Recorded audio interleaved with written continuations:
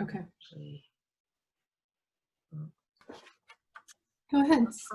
Everybody. See everybody. We are on our 4th session, I think, of today's series. And so as a way of formally welcoming you, I'm going to have Shannon share the slide deck. Hey, Claudette, just to orient us as to where we are in our sequence. Go ahead and just click on the next slide. Awesome. So here we are, week of May 25th, May 28th to be exact. And then, so we are on the 4th, on our last piece of content for this series, and right before we're going to wrap up, first week of June. So thanks for that, Shan. Yeah. Let's go ahead and get ourselves checked in. We have a slightly different council prompt today. If you want to join me on the meeting design. A couple words just to describe how you're arriving to our session. And then the second prompt is, now that we've gained confidence in leading complex change, what's a hope you have for engaging stakeholders in support of the changes you seek? So we're beginning to create that linkage between problem scoping and the real world of engaging stakeholders. So who wants to check in first? How are you arriving, and what's your one hope? And Shannon and I will also check in. I can go. Awesome. I am arriving feeling lighter. Shannon and I had a conversation earlier and talked through a meeting I'm going to have with my boss in a week and a half, and I can envision it, so it makes me feel really lighter.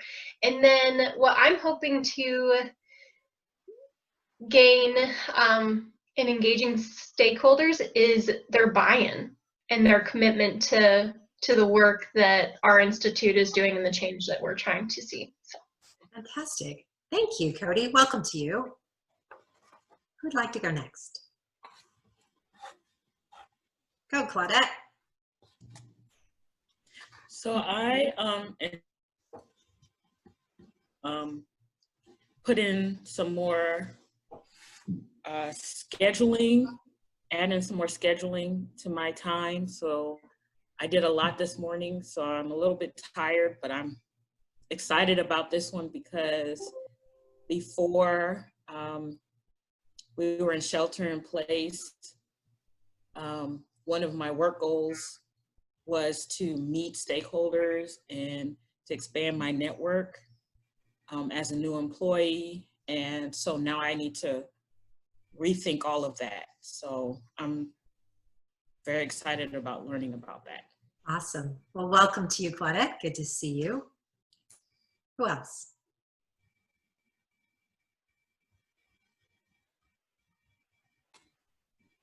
I can go. Go ahead, Sarah. Thanks. I'm arriving feeling fine, feeling pretty good, lower stress than maybe the last time, I don't know.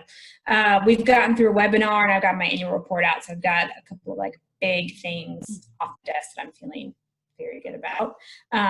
And a hope that I have for engaging stakeholders, I think probably similar to Cody, I'm hoping to gain an understanding of how to interact with stakeholders so that we all feel like we're aligned, like we're all moving towards the same end point, and it's not so loggerheads.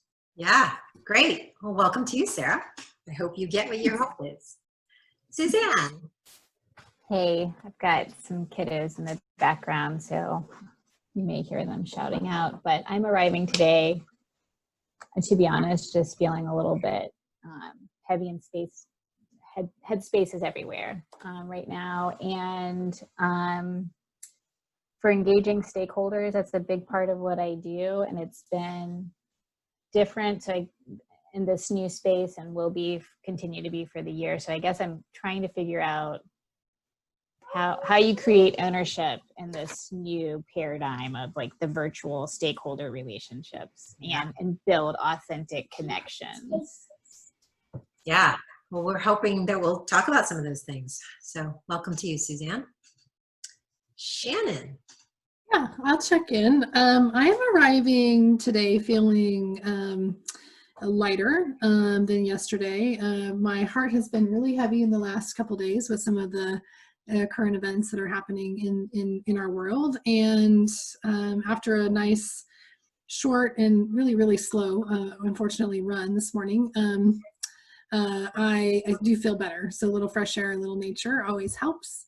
And I am, my hope is that you guys love engaging stakeholders as much as I do after we talk about it today. I absolutely love this way of working with stakeholders and thinking about them and visualizing a stakeholder network. It's something I could like do all day. So I'm hopeful that you are attracted to it and find it as useful as I do. Thank you, Shan. Welcome to you. Thanks. I will attest, this is Shannon's superpower. This is her, like, meetings or solve is my jam. This is her jam. So I am arriving, it's interesting, it's been a very intense week with everything that's going on with the news. It's a lot that pulls on one's heart and makes it already challenging life even more challenging.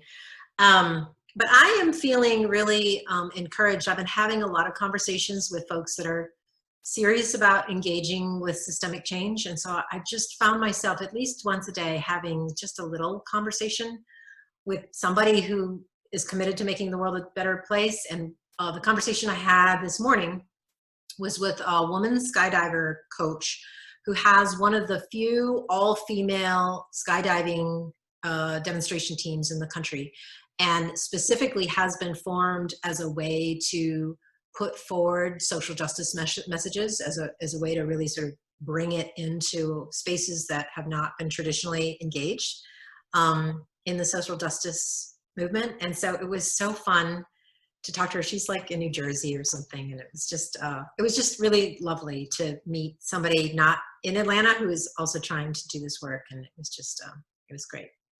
So I am hopeful that, no problem. I am hopeful that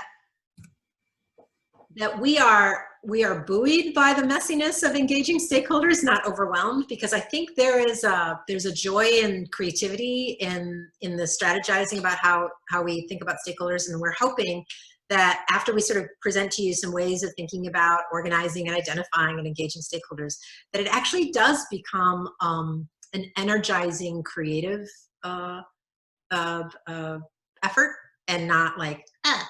So that's my one hope for all of you. Cool. Welcome to me. Great. In that case, we are promptly on time. I'm going to pass things over to Shannon to review today's meeting design. Thanks, Tracy. Is there somebody who would be willing to read the context for today's workshop, please?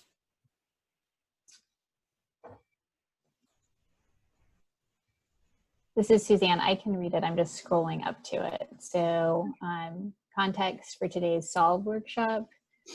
Throughout this program, we've learned how to build high trust relationships that support change, how to plan, design, and facilitate powerful and productive meetings, and how to scope complex problems and change. Today, we'll learn an approach to identify and involve the diverse and relevant stakeholders we'll need to engage in creating the change we seek. This skill of thoughtfully involving others is foundational to creating strategic and sustainable outcomes.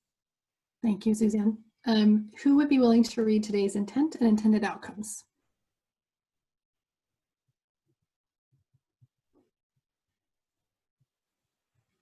Cody? Yeah, I can. Intent for today: to expand our skills to identify and involve relevant stakeholders in order to create more strategic and sustainable change. We have 8 outcomes. Number 1, reinforcement of key points about scope and scope facilitation. 2, increased understanding of who are relevant stakeholders and why we should care. How and why traditional approaches often fail to sufficiently involve stakeholders. How stakeholders impact and enhance any problem-solving effort or change initiative. 3, an experience in identifying stakeholders in a real-world problem. 4, increased understanding around how to better engage stakeholders. 5, increased understanding around how to organize stakeholders. 6, I always have a hard time with this word, experiential introduction to the 4 ways stakeholders can be organized. 7, increased belief in your own growing ability to address complex problems and the stakeholders involved. And 8, growing relationship and connection amongst this cohort. Awesome, thanks. Any questions or upgrades to our context, intent, or intended outcomes? Okay. With that, I think I will just walk us through how we're going to spend our time. So at our 11:15 slot, so in a couple minutes, we're going to spend 15 minutes talking about some final thoughts on Solve and answering any remaining questions that you may have.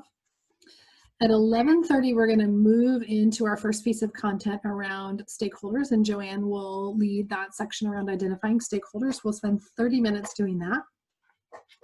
Then at noon, we're going to move into a fishbowl. So Cody has done some work in advance to help us have an effective fishbowl conversation about a particular change that she's working on. So we'll spend 15 minutes looking at her process of identifying stakeholders. Then we're going to spend 30 minutes where you're going to, in your buddy pairs, pick up the scope that you have been working on and move now into the process of identifying stakeholders for that particular change. We'll have 30 minutes to do that. When we come back from that breakout work, then we'll take our 10-minute break at 12:45. Then we'll move into our first piece of content around engaging stakeholders. We'll spend 15 minutes there. Then 15 minutes around organizing stakeholders. We'll move into another fishbowl where Cody's going to model her work around organizing the stakeholders for the same change initiative that we looked at previously. Then we have 15 minutes where Joanne's actually going to use the whiteboard behind her, and she's going to help us begin to visualize a stakeholder network. So we're going to take Cody's example and work on that in real time. We'll spend 5 minutes on next steps at 1:50, and then we'll check out promptly at 1:55. Any thoughts or questions? Okay, awesome. All right, so I think that means I'm up. So we're moving into our final thoughts on Solve. I'm going to share my screen.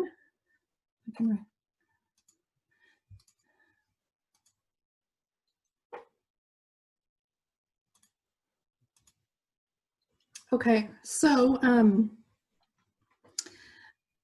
Cody, I know that you had a question that you shared prior to today. So why don't we start with that question? You want to share that with the group?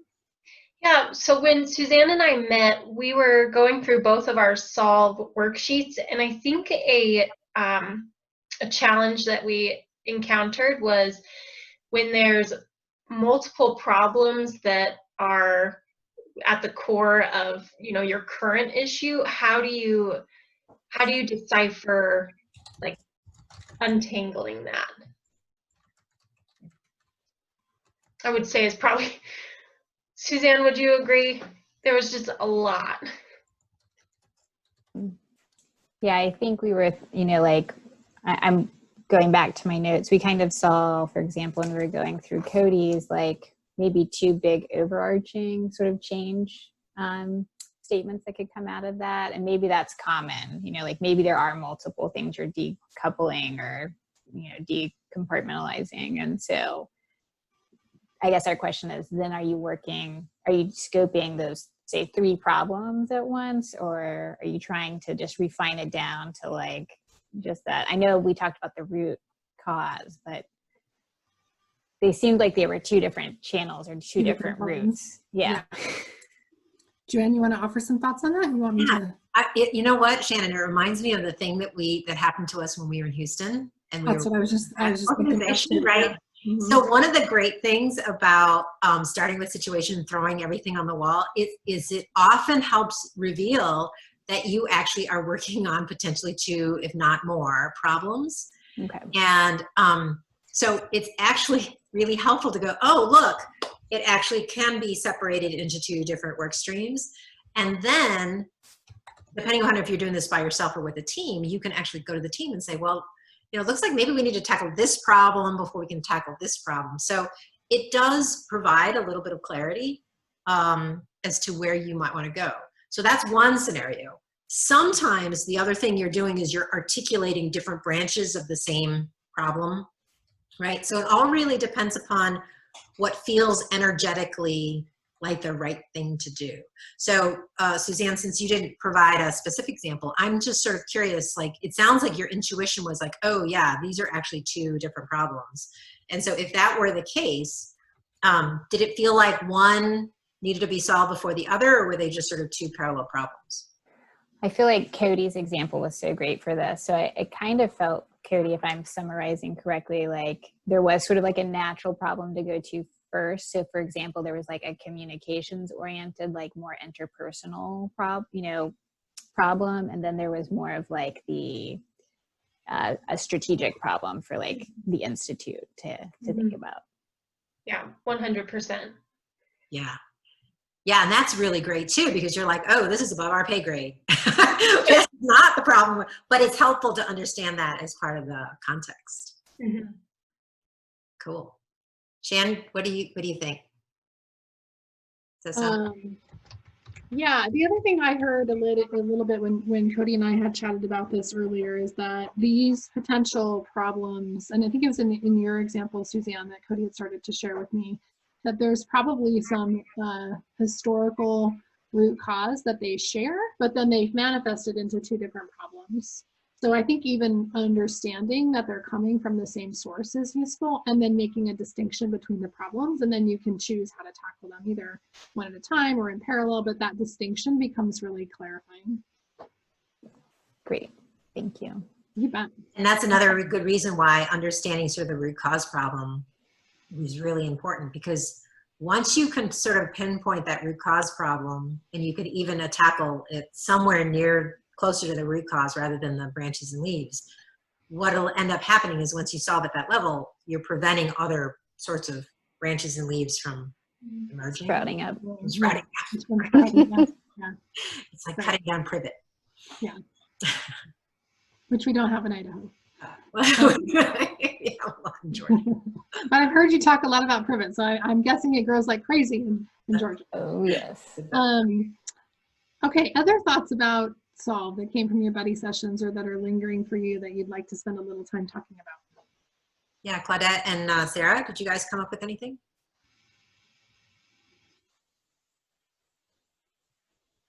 I think Sarah had a question about, we were doing well in the beginning. Yeah. The strategy part, we got a little, we stalled kind of near the outcomes, getting the difference, deciphering the difference between intention and intended outcomes. Mm-hmm. And how they're different, how they're similar. Yeah, that's a good one. Shan, you want to jot that down? Yep, got it. You talk, I'll type. So, well, I'm going to throw this back on the group. So how do you, so anyone in the group can answer, how do you decide what's an intent, what's an intended outcome, what's an action step? Any thoughts, anybody? So I struggled with this also. I always have to reorient myself around what is like the end point that you're trying to get at, because I confuse action steps with intended outcomes pretty often. But it's the intent is overall, like what's your end goal? Like it would be like your vision of, you know, if we were to put it in vision, mission, word, values, words. And then the intended outcomes are like those, like in order to get to this overarching big picture, what are the things that have to be done? So like, for example, for mine, my intent was like large picture to demonstrate the value add that Blue Sky brings to the campus community. So it's big. And then like one of my outcomes, intended outcomes for success was like a clear list of who's the stakeholders, who are all the stakeholders for Blue Sky. And then my action item for that would be to actually map out all of the stakeholders. Hopefully that was helpful. That was really great, Cody. So the action is the thing you're going to do. The outcome is the thing you're going to get once you've done the thing you're doing. And the intent is that it's that ultimate North Star. When you've added all your intended outcomes together, what have you accomplished? Now, one thing that makes this hopefully a little bit more clear rather than confusing, Claudette and Sarah, is that I often think about intent and intended outcomes as sort of Russian nesting dolls, right? Those dolls that right? So you have an intent that has a whole bunch of intended outcomes, but the intended outcome could be in its own space, its intent with its own intended outcomes, right? So they can actually scale. And so it all depends upon what size doll you're looking at any given time. So that's the reason why sometimes it's a little confusing, because you're like, is my Russian nesting doll this big, or is it this big? And are there a bunch of little dolls? So part of it is figuring out. So when we talk about, sometimes I say, what's the right altitude of the problem? So part of it is the team has to decide what's the like Cody was saying, what's the overarching thing that you're trying to do? So in her case with Blue Sky, it's this big thing about diversity in the community and moving the needle in the corporate sector, whatever it is, right? But an intent could also just be, we want to have a kick-ass summit, right? And then all the things. So Claudette and Sarah, does that help at all? Yes. I just have one quick comment that I noticed while as we've been going through all of this. It's like you're training our brains. My brain was never trained to think strategically, and this type of language around it, like it's a muscle that I'm having to work to get out, like move from thinking action by action and thinking forward and further. And it's hard, but thank you for helping train this brain. Yeah, I think that's exactly right. We are so used to being trained in action, right? Especially those of us that are doers. It takes a little extra flexing to go action to do what? What's the end goal? And especially once we get it out of our heads and engage messy stakeholders, that intended outcome is super important, because you could send 10 people to do the same action step and they might think that they're doing 10 different implicit outcomes. And so being able to say, our outcome is this. The other great thing is, and I don't know if we've talked about this too much in here, this especially helps when you're dealing with teams that have different levels of ability for strategic thinking. When you point at the outcome, you actually increase the probability that their actions, no matter what they are going to be more aligned, right? As opposed to move this widget from here to there, right, is an action-oriented request, versus our outcome is to get 10 widgets lined up on this line, right? So if you can point to the outcome, you actually are engaging your stakeholders to be in the same boat, rowing in the same direction, kind of thing. The other thing I would say to your observation, Cody, is yes, and having gone through that process, there will come a point where your thinking will sort of cross over and you'll not be able to function without knowing, wait a minute, what's our intent? What are our intended outcomes? Why are we doing this? So there's a point at which, once the muscles are developed, it's almost impossible to go back to working in a highly tactical way. So you have that to look forward to. I was going to say, I have noticed that. I went to a meeting 2 weeks ago that was called, and I didn't know I was there. I was like, what are they, like, do we have an agenda? What's the outcome of gathering all these people? And there was none. I'm like, I can't sit through this. I can't. Yeah. Great. Other thoughts or questions? Yeah, I'm waiting for that click, because, when I talk to people and they ask me the questions, then a lot more comes out than if I'm just sitting there reading it, trying to ask myself the questions. So, and I can't always rely on, having someone there, hey, ask me, why is this a problem 5 times, please?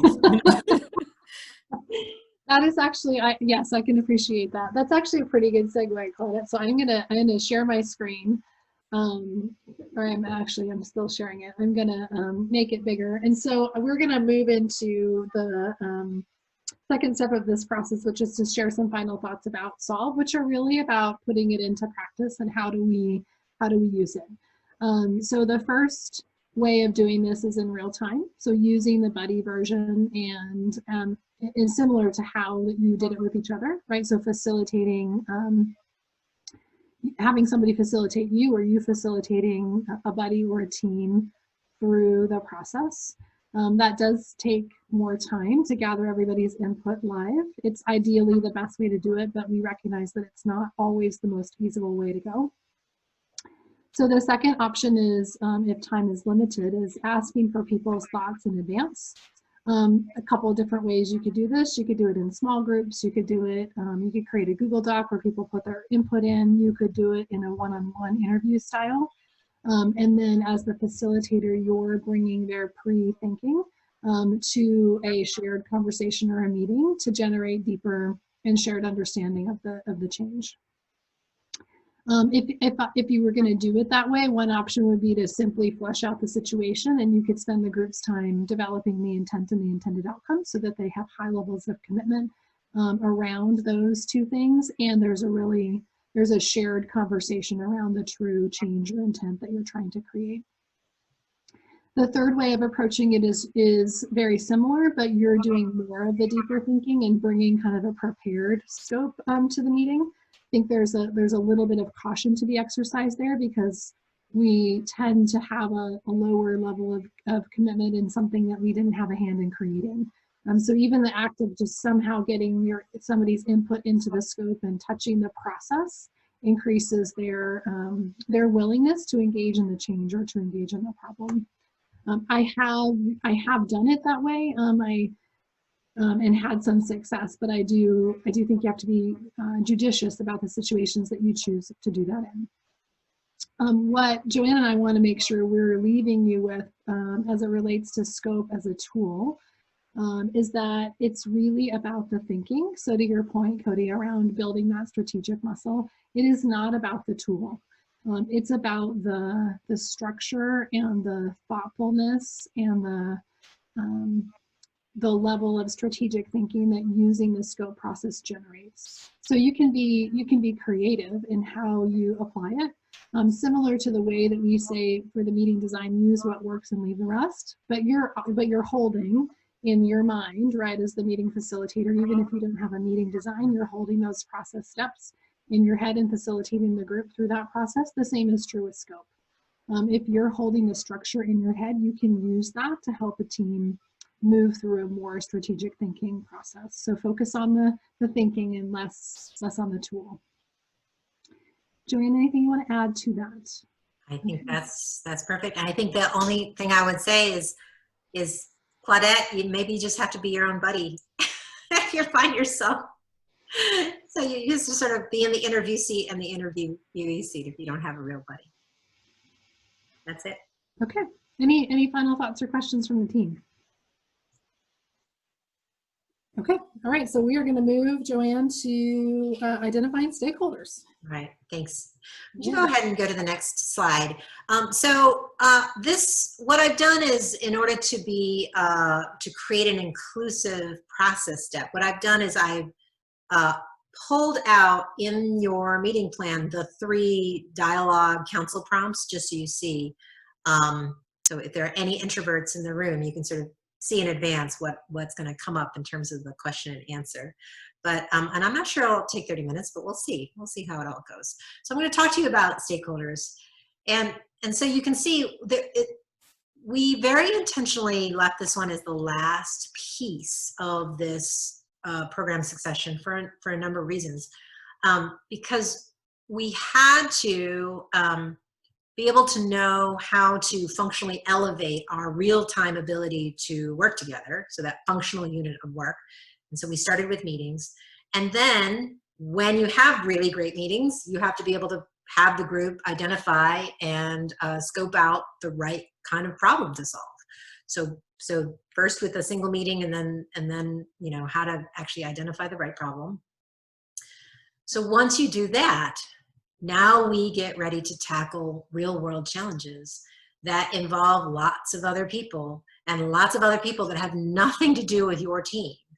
And these are the people we call stakeholders.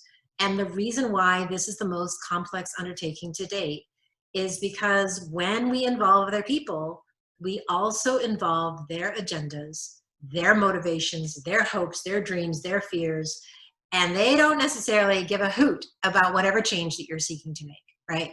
So we have to have built up all of our muscles and done some training to get us to this point. So here we go. Next slide, please.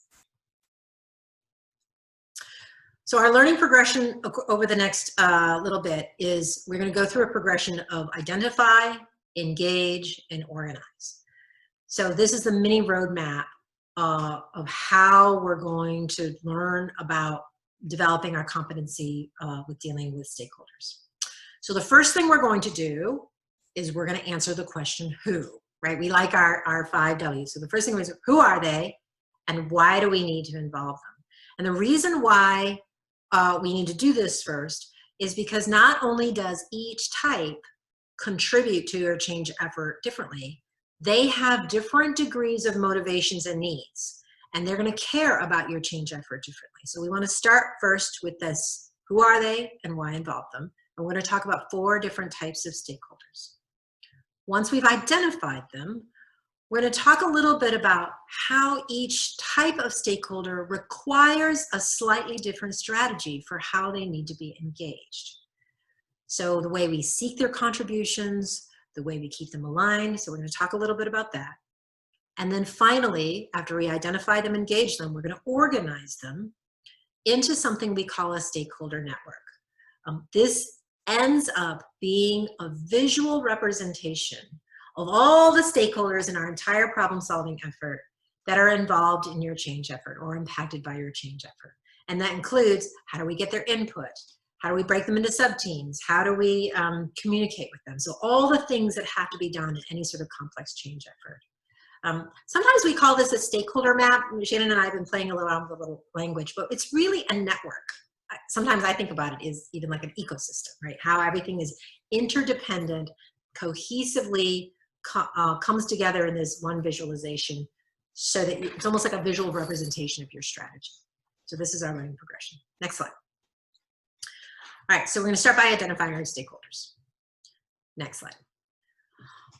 We love our definitions. So our definition of stakeholder is any group, any person or group who has a say in or is affected by your work or its outcomes. Any person or group of people who has a say in or is affected by your work or its outcomes.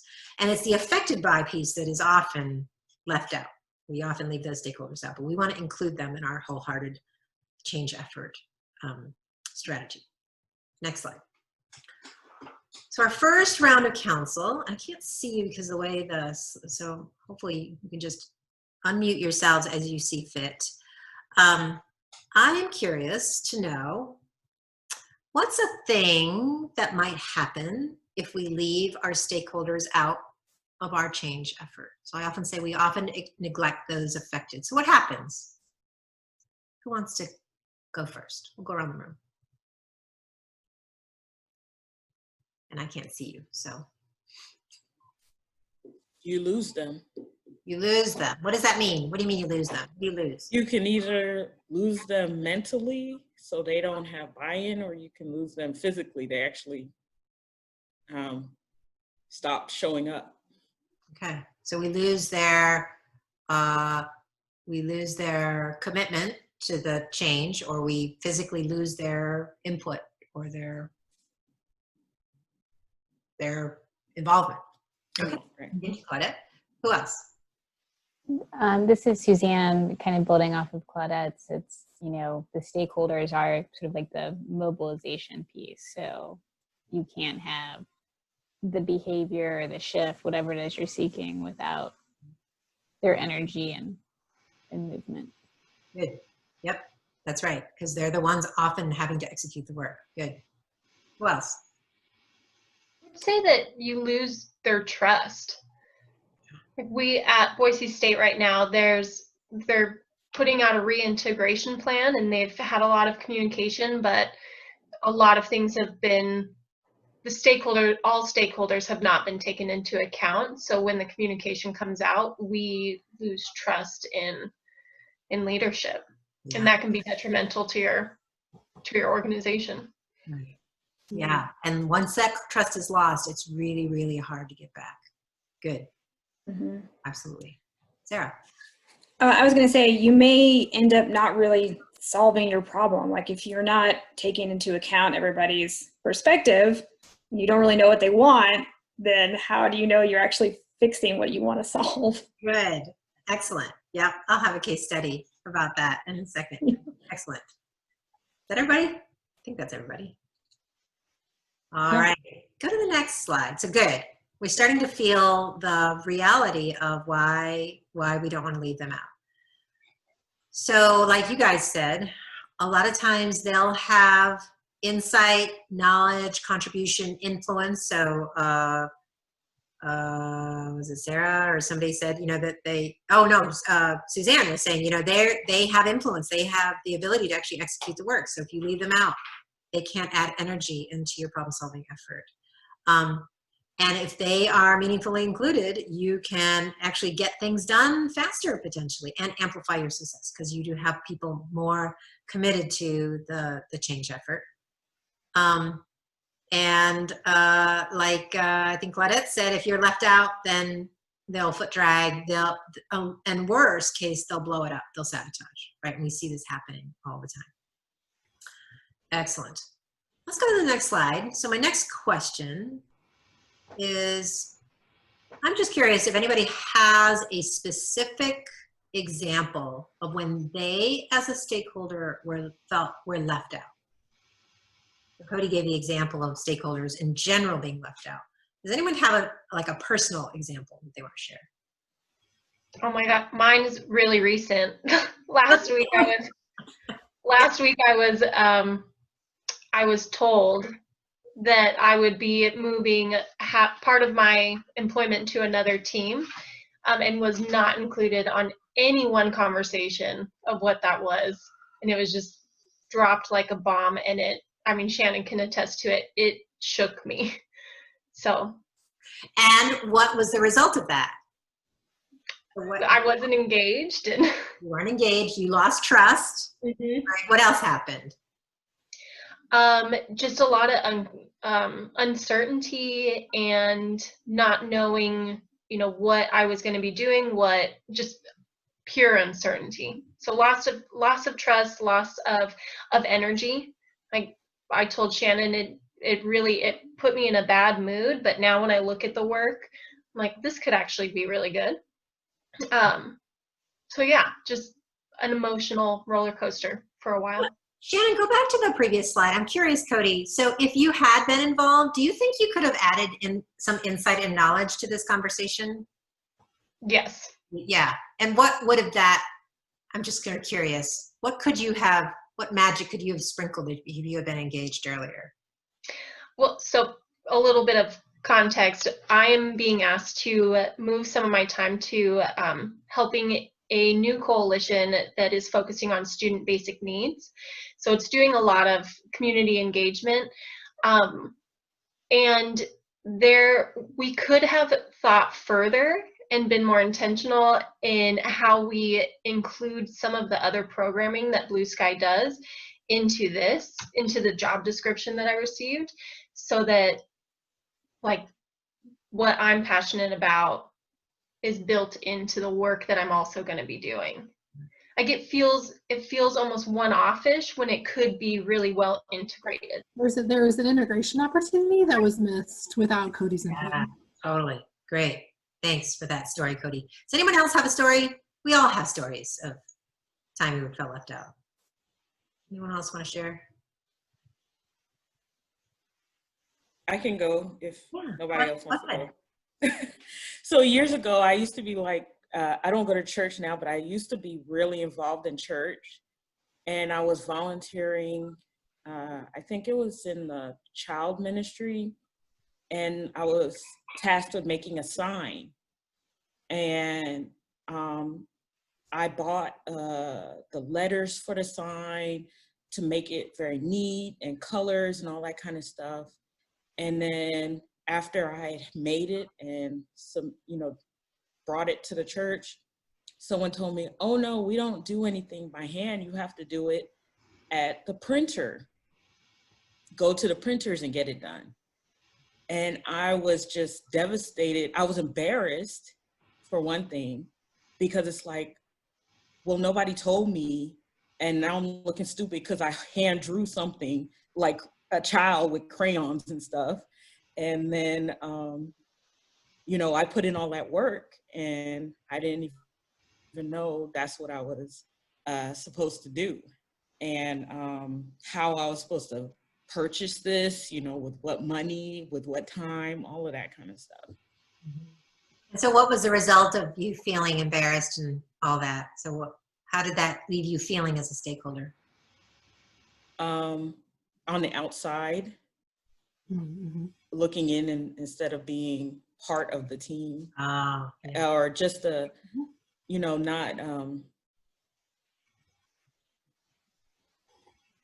not on an equal setting with everybody else. Yeah, you felt diminished. Good. Thank you, Claudette, for sharing that story. So let's go to the next slide. So one of the things that we talked about on the first session that we were together is this whole idea of perspective taking. So now we've sat in the seat of being the stakeholder that was left out. But now let's flip the switch a little bit, flip the script. Why? So this is a dialogue. So go ahead and take yourselves off of mute if you can. Why might we be tempted to leave stakeholders out of our change efforts? And Shannon's going to go ahead and record the. So we don't like it when we left out, but certainly we've left people out. So why would we do that? Limited time. Okay, that's the time. And then what's the limited time? Limited time for what? To engage stakeholders properly, it takes time. And if you need to do something quick or are requested to have a quick turnaround, being able to engage them properly sometimes just doesn't work into your workflow. Mm-hmm.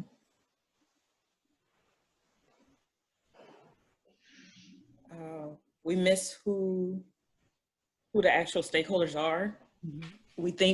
Who we think they are not necessarily. Oh, yeah, we don't even know. We might be accidental. Yeah. Can I add one, Joanne? Do I? May I add one? Add one, sure. We sometimes don't include them because we're scared of their perspective, or that they disagree with us and they're gonna get in the way. Mm-hmm. That's That's gonna be mine. That's gonna be yours, Suzanne. We do it on purpose.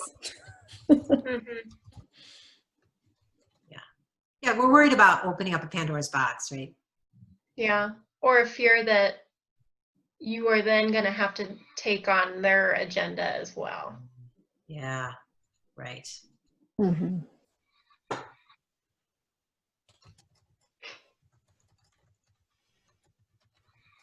So in that piece, so when you're worried about that happening, what ends up happening anyways?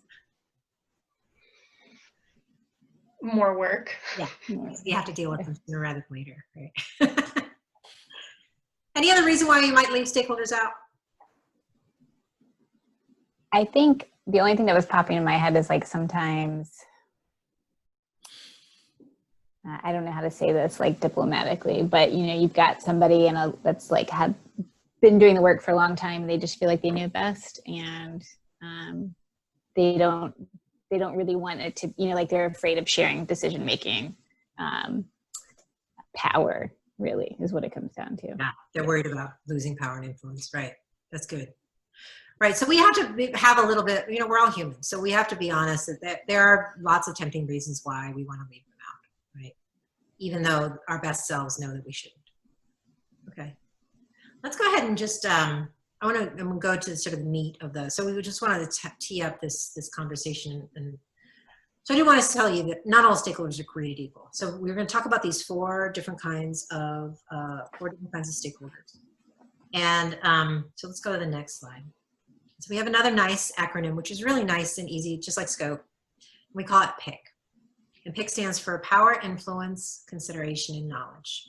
So these are the four different kinds of stakeholders. And so the nice thing is, like, they're not all created equal, but there's also not a million different types. So the idea that there are only four flavors actually gives us a little bit of sense of peace, I think. Go to the first slide.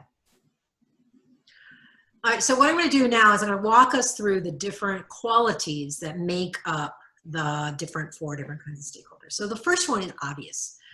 Those who have positional power or hierarchical authority, right?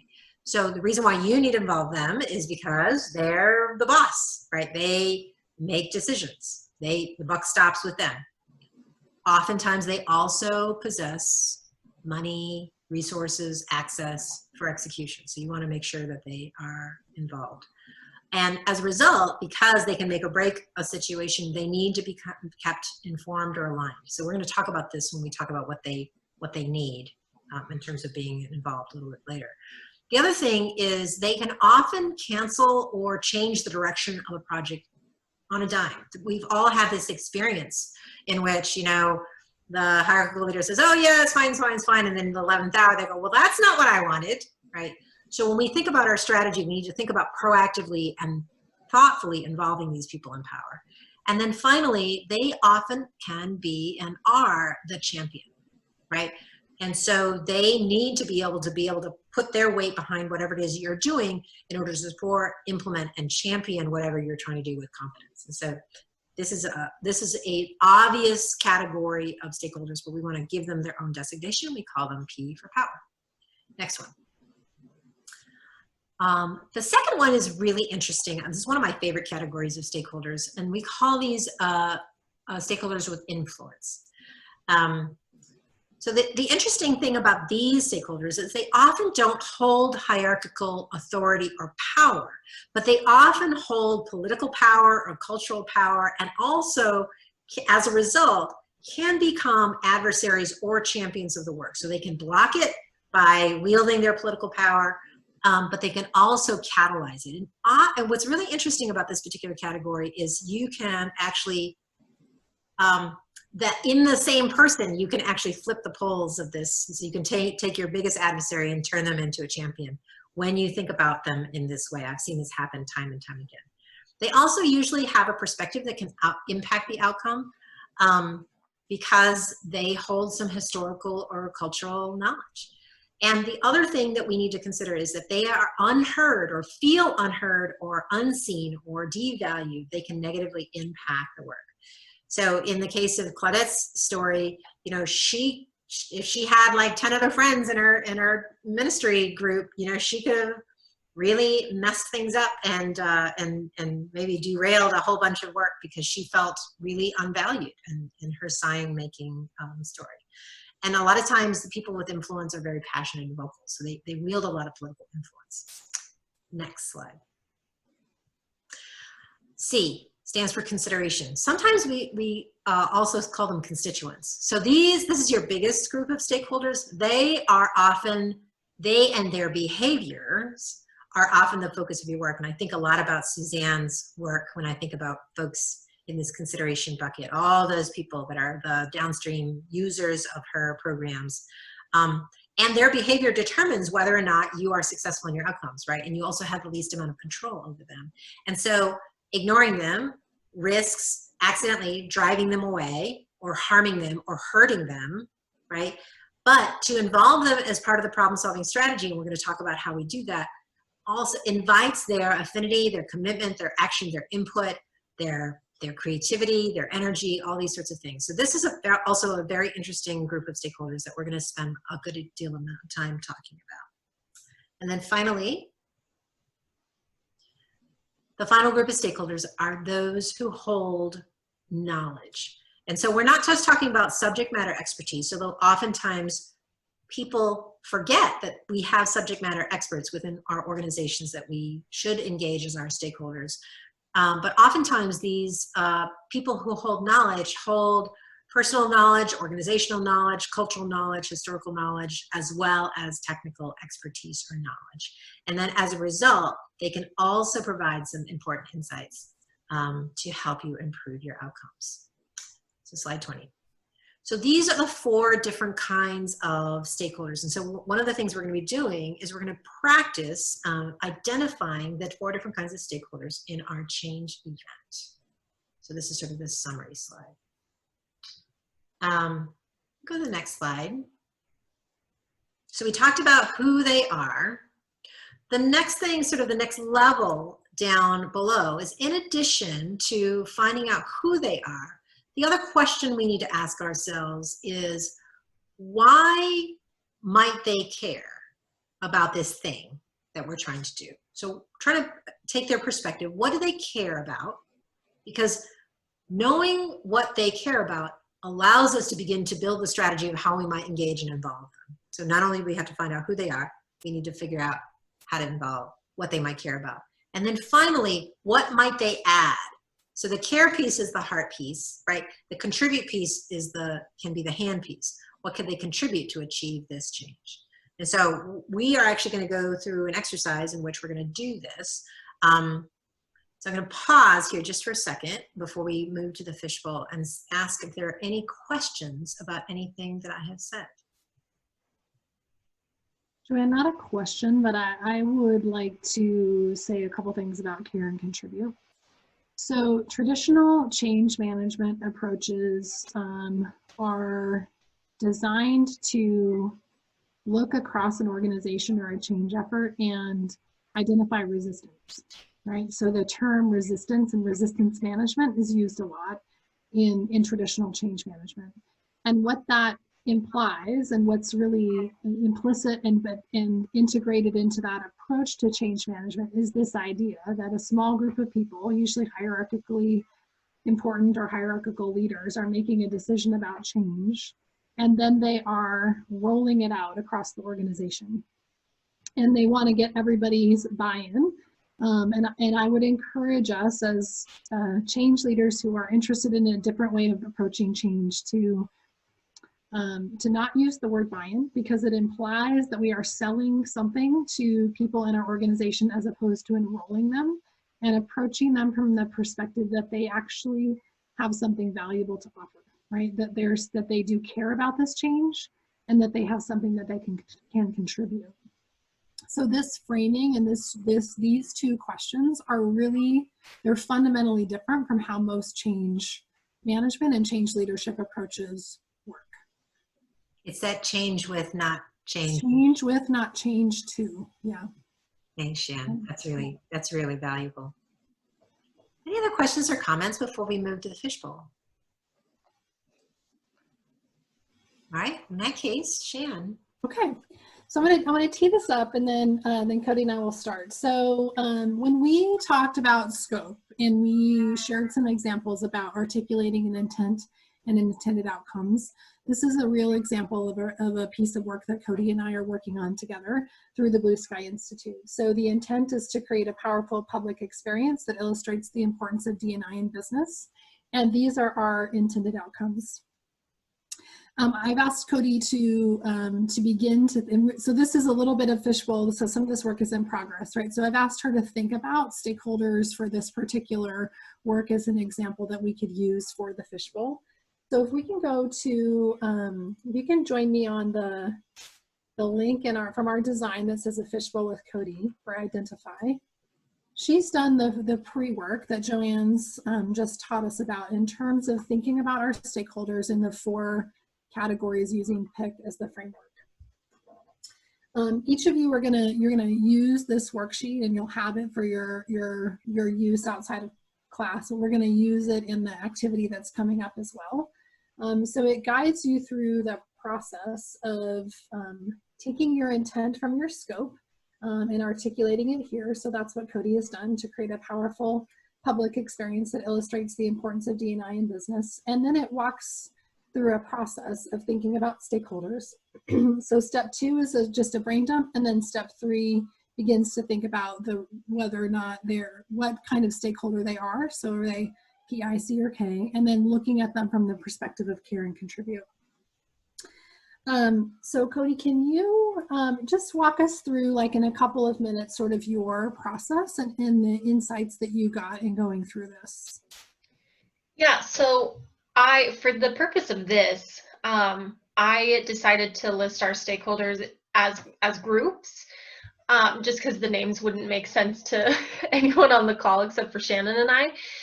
But as I was going through it and thinking about, like, the Blue Sky team itself can be anywhere from 2 to 4 people, and really being clear in those groups, like who is in there, I think would be very helpful. Because when I say community as a stakeholder group, I mean, for the summit, we're actually trying to identify who exactly in the community do we want to intentionally engage with. And, you know, we've done a little bit of that work as a sub team, but that's the first time that we've really done that work as a group to be like, how do we want to intentionally involve some of these stakeholders? So that was one kind of nugget that I pulled away as I was going through it. Okay. And then, yeah. Anything else, Cody, that you want to add? No, it was kind of funny to just, like, as you start to go through them, it almost is you're brainstorming with yourself of, oh yeah, and then this person. Oh yeah, like allies was one of the last ones that I put on there, and like it's not even a word that I feel like we've used in our programming and when we talk about stakeholders. So it almost forces you to think bigger than what you currently are doing. The intentionality of going through the process caused you to be more perhaps inclusive, right, around who might be a stakeholder. Yeah. That's great, thank you. And so how about talk to us a little bit about the process of then taking the stakeholders and thinking about first just the most strategic relationship. So one of the things that is possible is that a stakeholder can fall into multiple categories, right? They might be a stakeholder who holds positional power. They might also be somebody who is of influence. Any combination is possible. When we're doing the stakeholder analysis, we want to be mindful of that possibility, but then also be thinking about the most strategic relationship that a stakeholder can play in this particular change effort. So what was it like for you, Cody, in terms of thinking about and classifying the stakeholders into pick?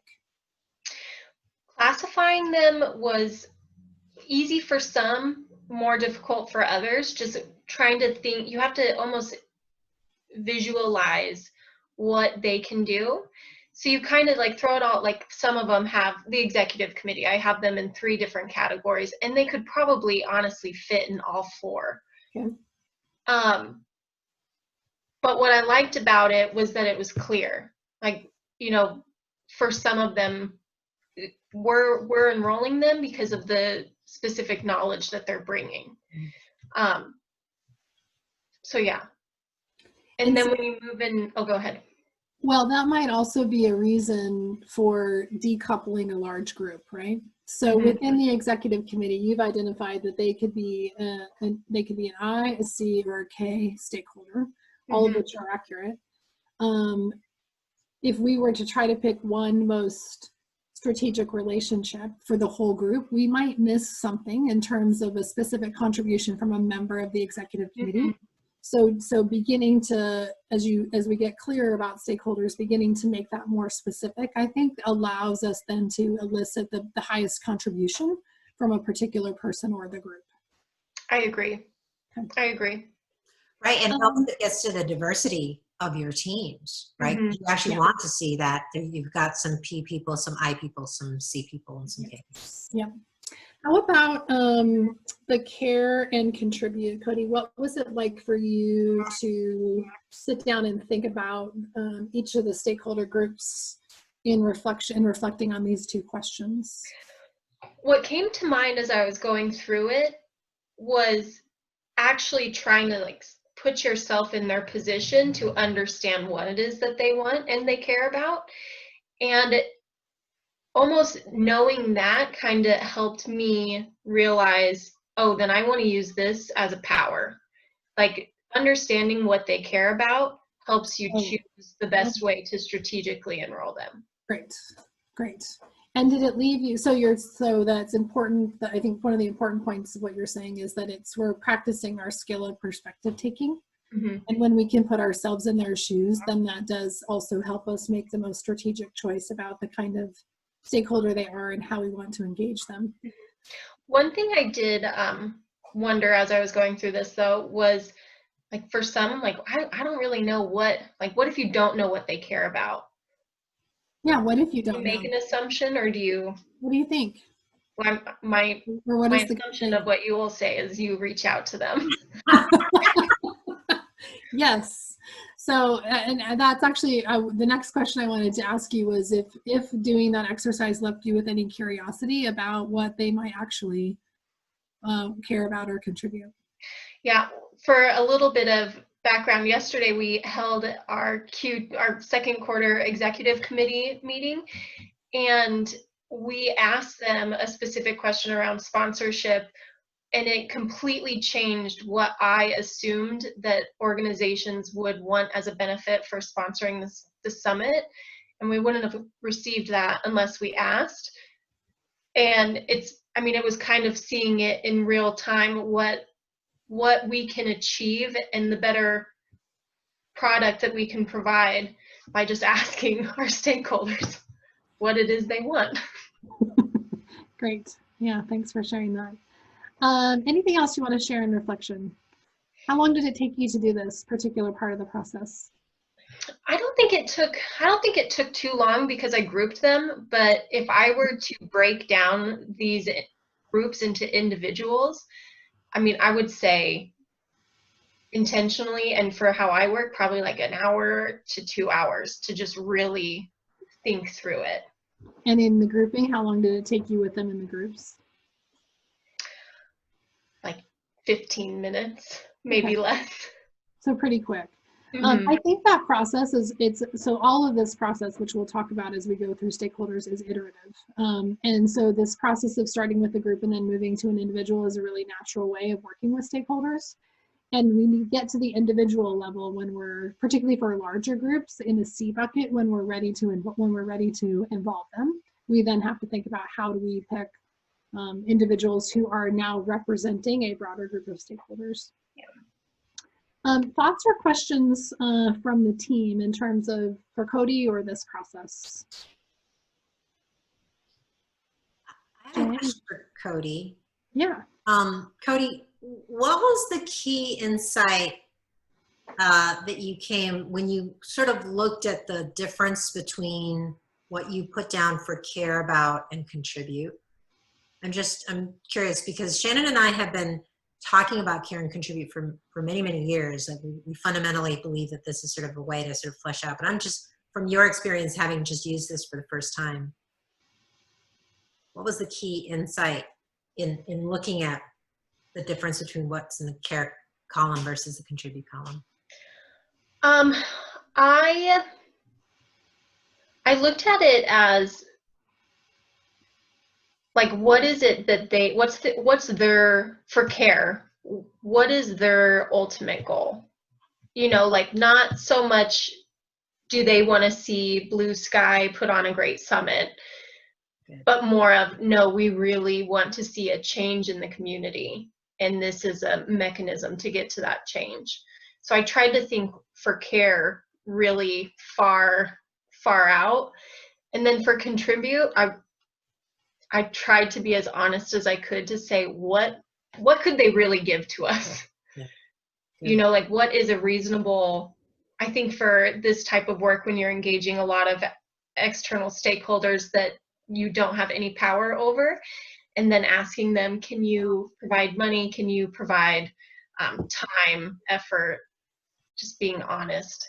I think what would be nice though, because I was stuck a little and I had to reread to really understand, okay, what are we asking here?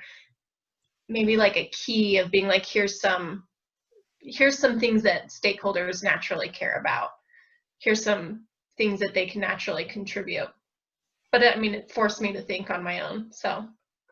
Well, the other thing that I was thinking about when you were talking is that by understanding what they care about, you might actually up the ante in terms of getting them to contribute more, right? Because you're doing it from their perspective, as opposed to, I need you to do this thing for me, right? I go, oh, I know you care about that. And so therefore, I have a way to frame my request or my, you know, whatever. Right. So I think that they support each other. So I was just curious. Okay.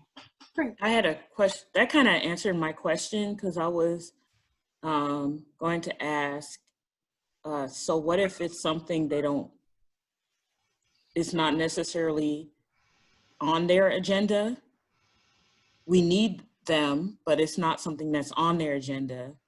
So it'll be kind of difficult to answer that question of why they care about it, because you don't even know if they care about it because it's not on their agenda. But I guess you could pose it in a way of, if this was in action, why would they care about it? Right. Yeah. Or you could also be really honest and be like, they don't, Mm-hmm. but I need them. So what am I going to do? Right. I'm going to sit down with them and say, I need you. My current perception is perhaps this is low on your agenda. You know, what might you need, right, from me or from the team to be enrolled in this work, right? So it creates an opportunity to engage them. And if the answer is still they don't care, then I would probably go to a conversation about, okay, getting some commitment that they're not going to turn into a blocker, right? That they're not going to suddenly become an influencer who, because they later down the road feel, because they weren't included, because they feel excluded, they now throw up a roadblock. I would probably want to have that conversation too. Wow. And Claudette, I'm thinking in your work in particular, you probably have a lot of stakeholders who don't care about whatever it's just not on their radar. They don't, you know, they're ignorant about it. So, and I think that's really important to flesh out early in your process, right?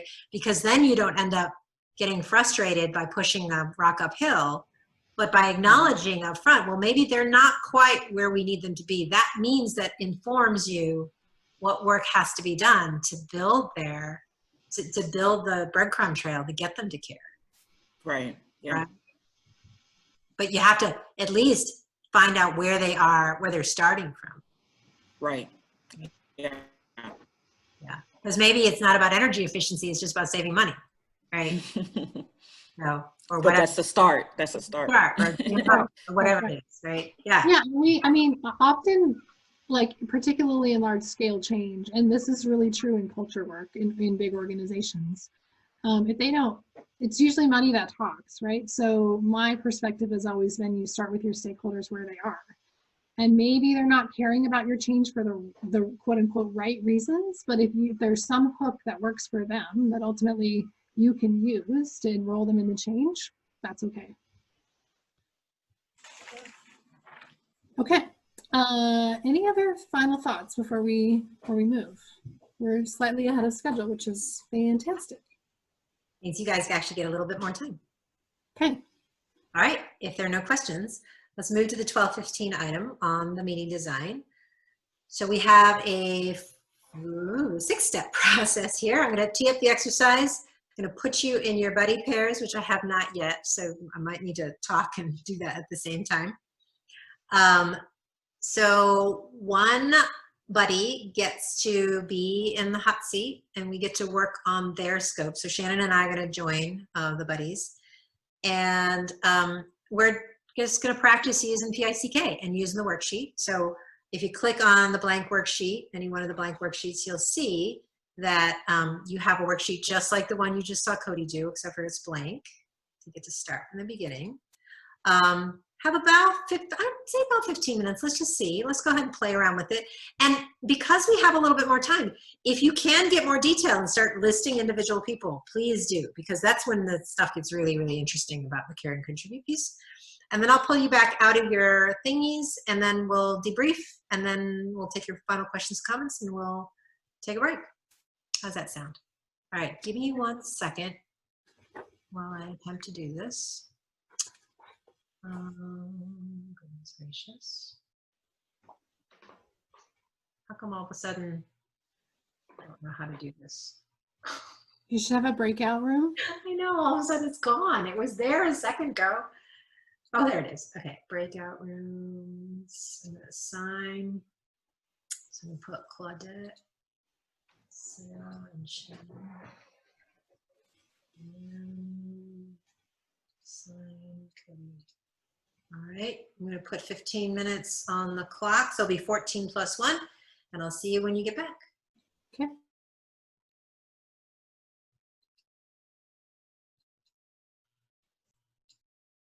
All right. Did I do this right? I think I did. Yes. Hi, everybody. Hi. Hi. Since Cody was in the hot seat, Suzanne, did we get to work on one of your problems?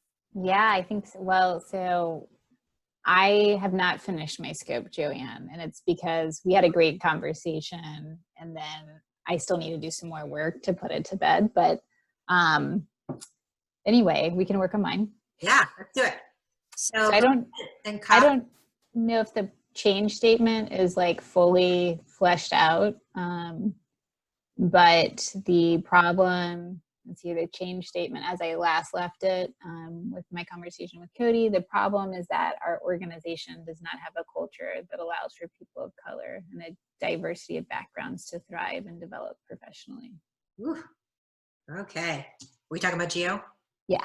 Oh boy. Okay. Do you want to go ahead and type or copy and paste it in there? Yeah, I'll do that. And does Alice know you're working on this problem? Not yet. All right. Let's see here. So this is, I think I'm in the right one, the Cody and Suzanne. Okay. So should I plot that at, so that's the I guess the problem statement. Do I put that in the intent for right now? Go ahead and put it in the, go ahead and I just created the thing. Okay, the PS, okay. Oh wait, hold on a second, what did I just do? Computer's not cooperating, okay. Great. Does not, and I would say does not yet. I always get have a culture that allows for people of color, diversity, access to the brand. Okay. And so what would your intent be if we were to flip this? The intent statement is for the organization to have a culture? Yes.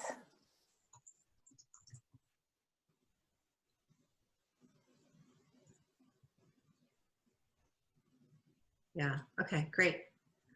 So let's go ahead and just use that as our anchor intent statement for now and brain dump who our stakeholders are. Okay, so I was thinking about this as we were going through Cody's fishbowl, and I was curious, like, so there's some internal work to kind of like the staff, and then there's like more of the... So let's start with the internal folks. Okay, all right, so internally it's staff, and I guess I could break that down to say there's sort of like an executive team in particular. So executive team. And so that would be, so that'd be Alice and Michael. And, well, because, well, so here's how I feel like. I'm on the management team. There's 5 of us, but I don't feel like we're necessarily the executive team. So I feel like the executives are Alice and Andrew. Alice and Andrew. And then we have this management team where we hash out a lot of things. And you know, we're getting to a place where we're more consensus driven. Yeah. And it's Amber and then Jeff. Okay. And what's Amber's last name? Suet. With an S? Yes. And Jeff is D, right? JR. JR. Who else? And yeah, and that's our man. And then Alice and Andrew. Yeah. Oh, they're also on the... They're also on the management team. All right. Who else? And then I think there's our staff that I would say are sort of like programmatic, operational contractors. Like we have this mix of contractors and / interns in some cases. So. And what's their end size there, just so we know?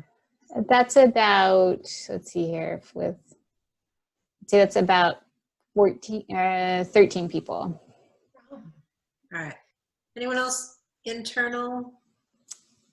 I think that's it internally. Well, and then like the next step would be the board. I guess like Yeah, board is. They're not internal, like they're, how boards are just, and nonprofits pretty passive, to be honest, and so, but there is the board to consider. Then I think of extending beyond that, sort of like the fold, if you will, would be our members, those that are, Because they're impacted, so they're a C. Are they a C category? Maybe they're a C category. Yeah. So this will actually become a little bit more. We'll flesh this out when we go to the PICK. Okay. Then I have things like sponsors, funders / donors, which could be a lot of things. Sponsors, funders, donors, are they the same? Yeah, I guess it was lumping, we have some we have some individuals that might give at a higher level that have, there's sort of that hierarchy of donor, right? And membership, and then you have some foundations that, so I guess if we want to just lump them all together, we can say funders. Actually, I think for this, it might be interesting to sort of separate them out. Okay. So the foundation, sponsors are like corporate sponsors, right? Yeah. And then we got foundations. Mm-hmm. Right, cool. Who else? Then there's just sort of the wider, they may not be a member, but they're still they're like a consumer. So I'd say, because we like to talk to very broadly consumers. So I guess it's that C category too of, it's hard to kind of connect or reach them, but they're in our mind. More specifically, we're talking to farmers. And then there's some categories in that section, I guess, if I wanted to segment it further. And so they're impacted by your organization not having a culture. So if you solve this problem, you actually impact your end users? I think so. I would so. Okay. Because so and are farmers markets part of this too, or just farmers? I would say urban. It'd be farmers. There is there's urban and rural sort of constituencies that have, that is also part of that diversity of background, to be honest, Okay. because we have a lot of urbanites representing rural issues, right? Urban ag stakeholders, and then rural ag. Yeah. Yeah. Okay. All right. Cool. Yeah. And then there's school districts too, as another sort of constituency or audience type that we talk to, school districts. Okay, cool. All right. Good enough for first pass? I think so. Okay. So let's go ahead and let's move some of these guys down to this category here, to the step 3. And so let's do this. Let's break this up. So, executive team, ARAL, they're P, right? Great. Are they anything else? It's P and I and K. P-I-K, okay. Yeah. All right. What about the management team? I think they might be,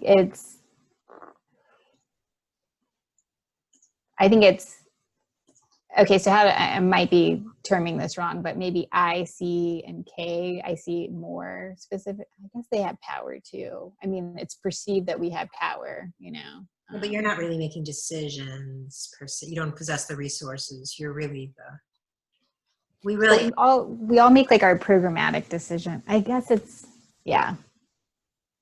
Sort of small P. Yeah, it's a small P. Okay.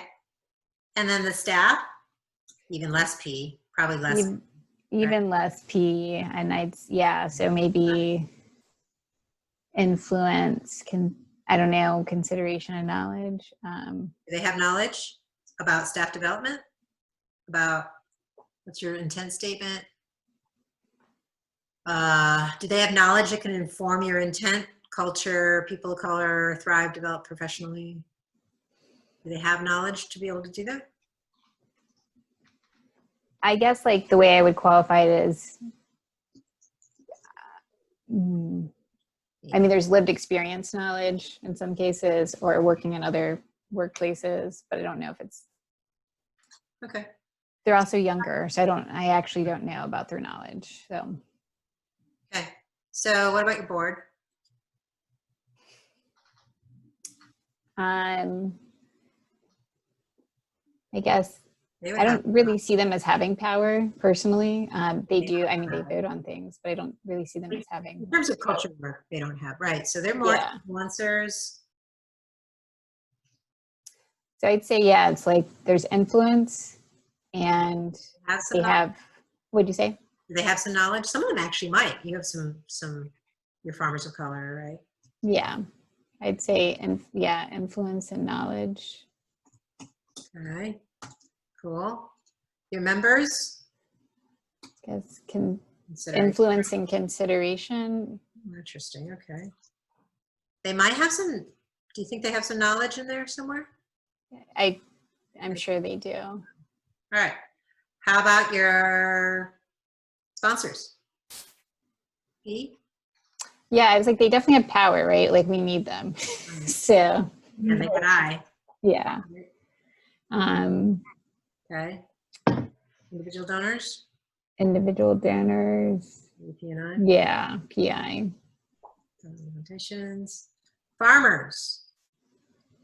I'd say they definitely have influence. They definitely have knowledge. Okay.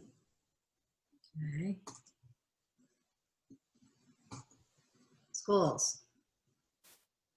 I'd say more of a consideration, to be honest, just with the level that we interact, and Okay.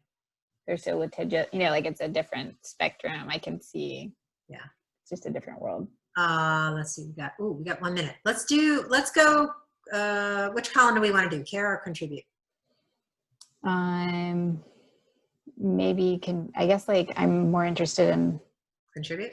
yeah. Okay, let's do quick. What might they contribute to support? What does the executive team contribute? Well, I guess limited resources, but resources to carry out or prioritize. Yeah, decision making and prioritization. Yeah. Okay. And then Wow. for the management team, I think kind of the similar things, and maybe like, what's another thing I would put here? I don't have the other thing in front of me, but they would contribute knowledge. What sort of knowledge? I think there's some lived experience knowledge, and then some, outside sort of like not like best practices, but other knowledge of like what others might be doing along these lines, peer groups. Like research? Could they like sort of research data? I wish, but yes, we could put that there. That'd be great. Data around best practice. Right.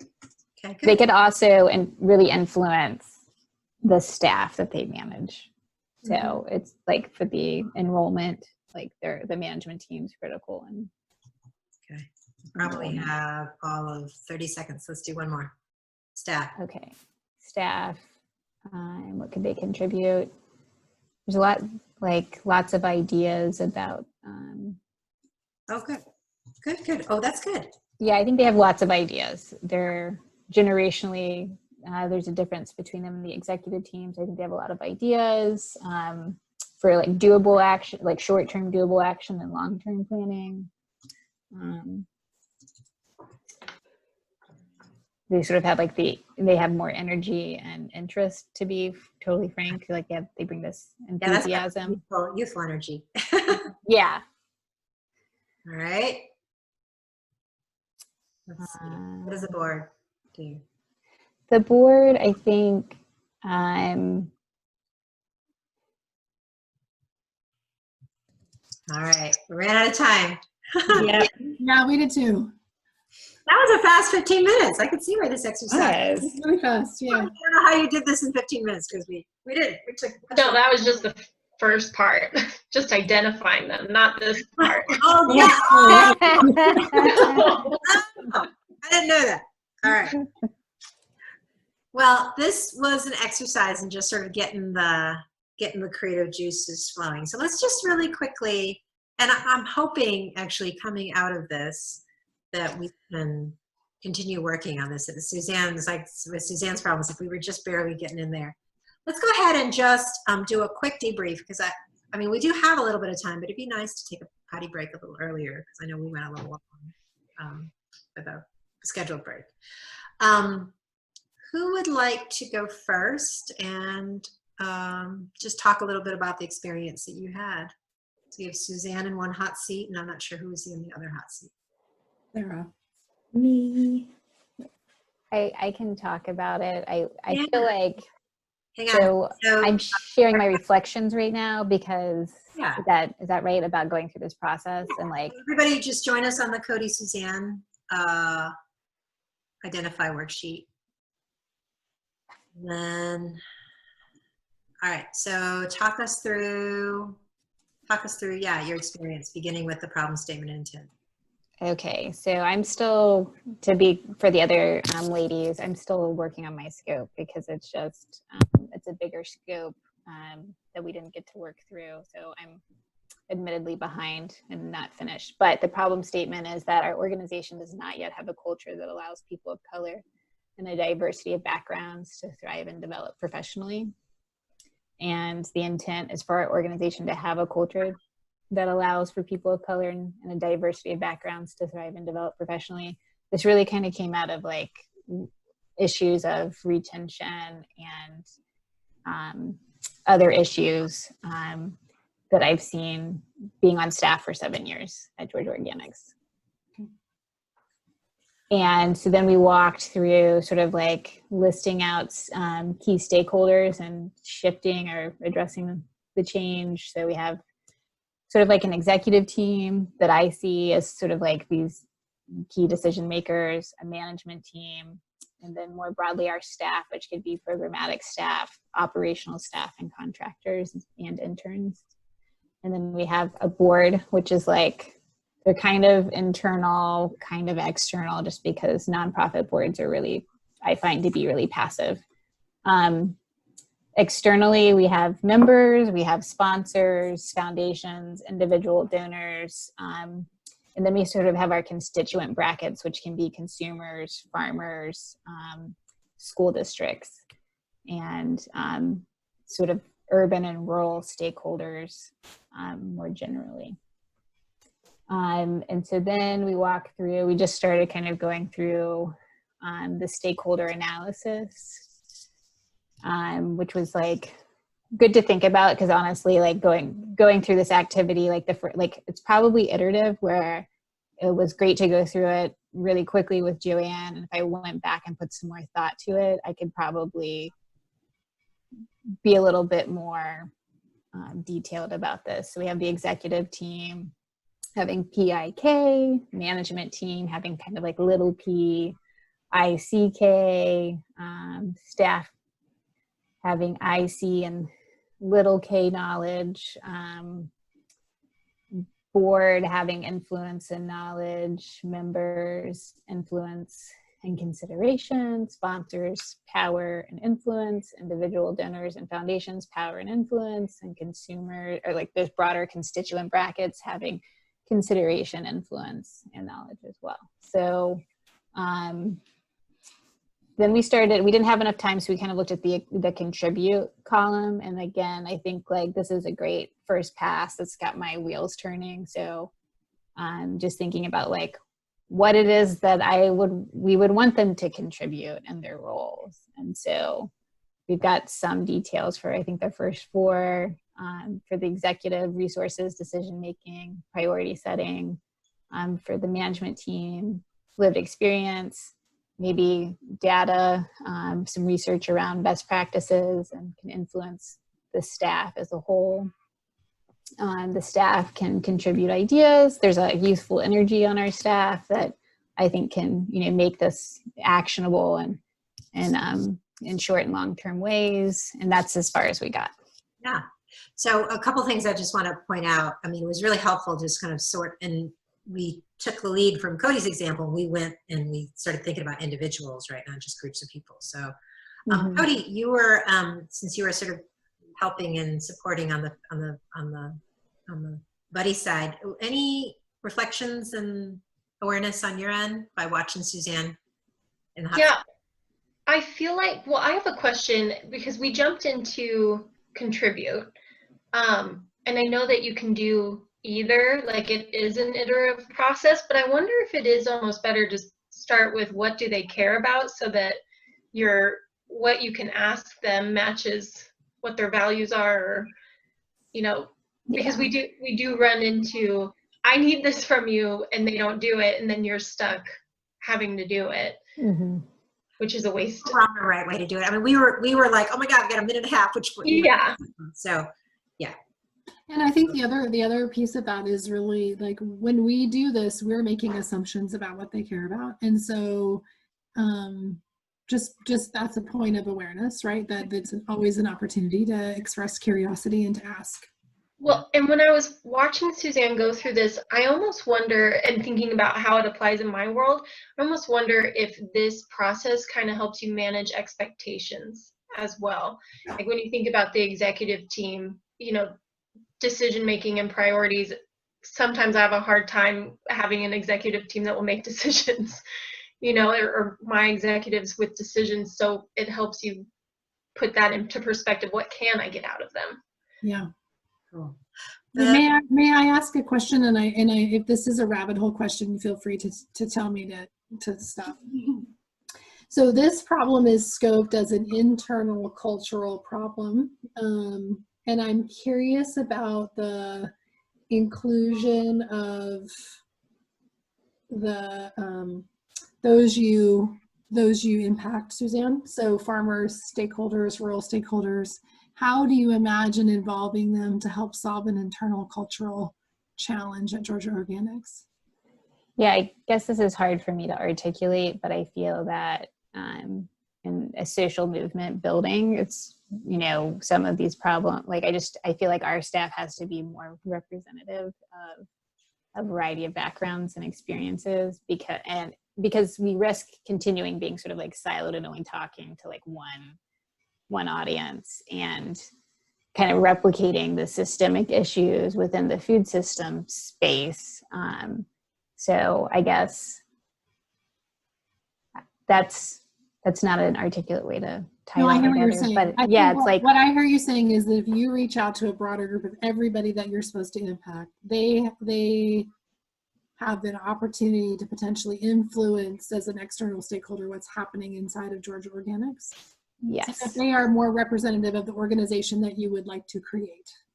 yes, there's that too. And then I think Cody and I went through this rabbit hole. It's like our location in Atlanta is terrible. Like there's a lot of other issues like that I see tied into this too, is like how we're accessible to constituents and how that might be perceived as a barrier, multiple barriers too. So. Cool. Jana, I thought where you're going to go with your question is a lead in to talk about outward mindset.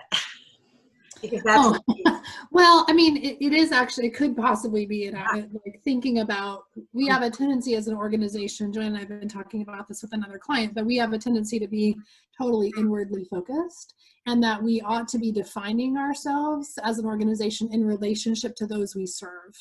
And so by turning your attention outside of the organization, it helps to then change the culture and the mindset of the team internally. So Suzanne just did that intuitively. So that is actually a lovely example of that.